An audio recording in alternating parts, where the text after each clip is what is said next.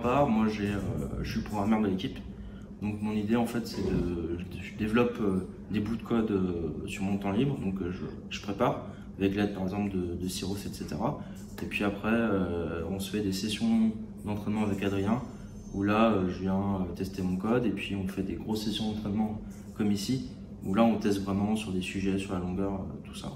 Donc après c'est plusieurs fois comme ça de revenir faire des essais, améliorer et peaufiner tous les détails. C'est exactement ça. Pour ma part, ça va plutôt être sur des formats de gamme en fin de compte. Typiquement, un module de tapis roulant, je vais le faire une première fois, je vais analyser qu'est-ce que j'ai bien fait et qu'est-ce que j'ai mal fait pour essayer d'aller encore plus vite la fois d'après. Et je fais des gammes de cette manière-là pour petit à petit gagner du temps, gratter quelques minutes. Et après, on fait justement ce travail de mise en commun de nos deux parties pour voir qu'est-ce qu'on a amélioré justement pour... comment je pourrais dire ça, notre synchronicité? Ouais, puis il faut qu'on travaille en binôme, donc il faut qu'on... c'est une chorégraphie. Je dirais, moi j'aurais deux moments. J'aurais le moment où on a fini à Lyon finale nationale, où c'était la dernière épreuve et tout s'est arrêté et là, tout qui tombe et c'était quand même ouf. Et puis aussi après c'était la soirée de fin où en fait il y avait une ambiance dans la salle c'est ouf. C'est vraiment l'impression d'être un concert alors que pas du tout. Enfin, c'était impressionnant.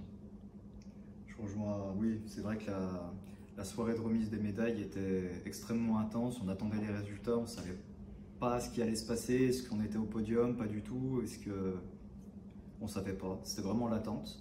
Et en deuxième moment, je dirais vraiment le premier top départ.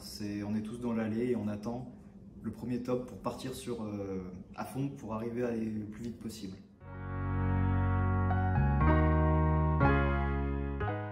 Pour moi, c'est être le défi de pouvoir participer à une compétition, à dépasser mes limites en fait, et puis me dire jusqu'où je suis capable d'aller, jusqu'où je suis capable de m'investir dans un projet. Puisque jusqu'à maintenant, les études c'est tout tracé, c'est tout droit. Et là, c'était vraiment de dire je fais le choix d'aller dans quelque chose de difficile et de devoir me dépasser, quoi. Pour ma part, c'est quand on a appris l'existence de la compétition, c'était un ancien participant qui nous a dit la compétition c'est très bien, ça demande beaucoup de travail, mais c'est génial.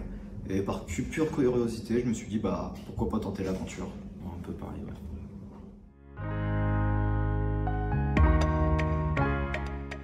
Pour moi, dans cette compétition, ça va être le partage. Chaque personne donne énormément de son temps bénévolement pour que tout le monde progresse, pour que nous, compétiteurs, on atteigne notre but et vraiment cette cohésion de tout le monde, de vouloir partager ses expériences, son temps, etc. Moi, je trouve ça magnifique personnellement. Pour ma part, ce qui me plaît le plus dans la compétition, c'est vraiment l'aspect du défi et du dépassement de soi. On démarre, on connaît très peu de choses au niveau du métier qu'on va faire dans cette compétition-là.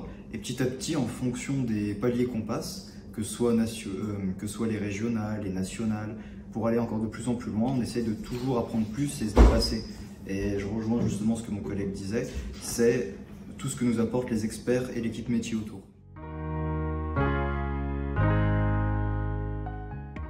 Moi j'avais envie de dire aux jeunes qui se posent la question, venez essayer, tenter de se lancer dans l'aventure, ça coûte rien. Et puis c'est que 2 ans de sa vie, c'est au final pas grand chose.